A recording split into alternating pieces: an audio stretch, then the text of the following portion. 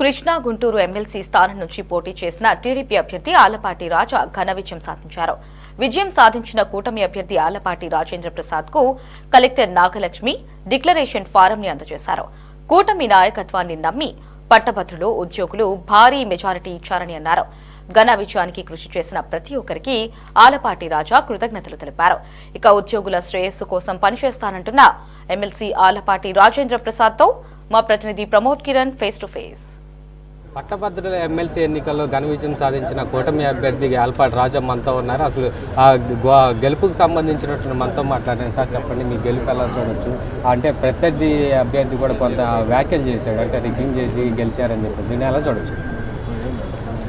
ఆడలేక మధ్యలో పోడు అంటారు, ఆ రకంగా చూడొచ్చు.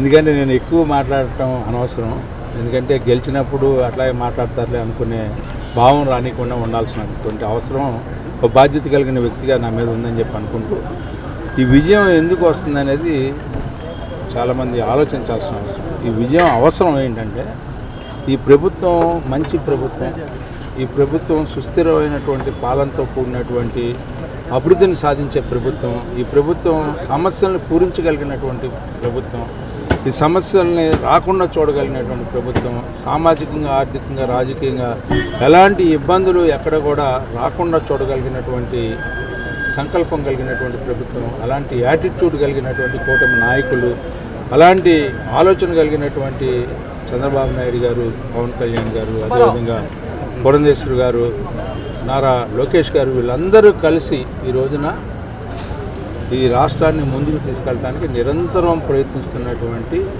అంశాన్నే ఈరోజు నేను ఎక్కడికి వెళ్ళినా ప్రజలకు చెప్పడానికి ప్రయత్నించాను, విఘ్నులకు చెప్పడానికి ప్రయత్నించాను, ఆచార్యులకు చెప్పడానికి ప్రయత్నించాను, ఉద్యోగులకు చెప్పడానికి ప్రయత్నించాను. వారు దాన్ని నమ్మే నా గెలుపు ఇచ్చారని చెప్పి నేను భావిస్తాను. ఎన్నికల ప్రచారంలో కూడా పట్టభద్రులకు కావచ్చు, ఇటు ఉద్యోగులకు కావచ్చు, అంటే మీరు ఎమ్మెల్సీగా గెలిచిన తర్వాత వాళ్ళకి ఇచ్చినటువంటి ప్రామిస్పై ఆ పోరాడేది ఏమైనా ఉందా? నేను వాగ్దానాలు అంటూ ఏం చేయలేను, ఎందుకంటే ఆల్రెడీ వాళ్ళు సమస్యలతో ఉన్నారు. కొత్తగా నేను వాగ్దానాలు చేసి ఇదంతా సమస్యలతో ఉన్నారు. ఆ సమస్యలను పూరించగలిగినటువంటి శక్తి, సమర్థత ఈ నాయకత్వానికి ఉంది అని చెప్పి మాత్రం చెప్పాను. ఖచ్చితంగా ఉంది అని చెప్పి నేను కూడా పూర్తిగా విశ్వసిస్తున్నాను. ఖచ్చితంగా అలాంటి ఏమన్నా డిలే ఏదైనా జరిగితే 1-2 రోజులు ఆ డిలే ఎందుకు జరుగుతుందని చెప్పి చెప్పాల్సినటువంటి బాధ్యత, అంతేకాకుండా ప్రభుత్వానికి వీరి యొక్క మనోభావాలను తీసుకెళ్లాల్సినటువంటి బాధ్యత కూడా నా భుజస్కంధాల మీద ఉంది. ఆ రకమైనటువంటి సయోధ్య వారధిగా వ్యవహరిస్తానని చెప్పి ప్రజలకి మాటిస్తా ఉన్నా, పట్టభద్రులకి హామీ ఇస్తాను. గడిచిన 5 సంవత్సరాలు ఇటు ఉద్యోగులకు కావచ్చు, టీచర్లకు కావచ్చు, ఒక రాక్షస పాలన చూపించి ఉద్యోగులను ఎంతో వేధించారు. వాళ్ళకి తరఫున మీరు ఎలా రేపు శాసనమండలిలో మాట్లాడారు? అసలు ఏం వాళ్ళకి మాట్లాడటానికి హక్కేముంది? అన్ని రంగాల్ని కూడా నాశనం చేశారు. అరాచకత్వంతో, అమానుషంగా విధ్వంసం చేసి ఈ రోజున ఒక నియంత్రిత పోకడతో నడిపినటువంటి ఆ పాలన గురించి మనం మాట్లాడుకోవటం అనవసరం. వారు ఎక్కడ మాట్లాడినా, ఎప్పుడు మాట్లాడినా ఒక చిన్న కార్యకర్త సైతం సమాధానం చెప్పగలిగినటువంటి పరిస్థితి తెలుగుదేశం. నా వరకు దాకా కూడా కాదు, ఒక చిన్న కార్యకర్త సమాధానం చెప్పగలరు. ఏ రంగంలో అయినా సరే, విద్యా రంగంలోనో, వ్యాపార రంగంలో, వాణిజ్య రంగం, వైద్య రంగంలోనో, లేకపోతే వాళ్ళు పాలనా రంగంలో కానీ, శాసన రంగంలో కానీ, సాంస్కృతిక రంగంలో కానీ, ఏ రంగంలో అయినా సరే వాళ్ళు అన్నీ తప్పులే చేశారు.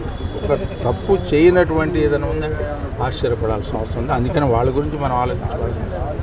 జరిగిన నష్టాన్ని ఏ రకంగా పూరించుకుంటూ ఈ సమాజాన్ని ముందుకు అన్ని రంగాల్లో తీసుకెళ్లాలన్నదే ఈ ప్రభుత్వం యొక్క ప్రయత్నం. ఆ ప్రయత్నానికి మాలాంటి వాళ్ళందరం కూడా ఏ రకమైనటువంటి మద్దతు అందిస్తూ ఎక్కడ కూడా చిన్న చిన్న సమస్యలు వాటిల్లకుండా చూసుకోవడం అనేది మా బాధ్యత.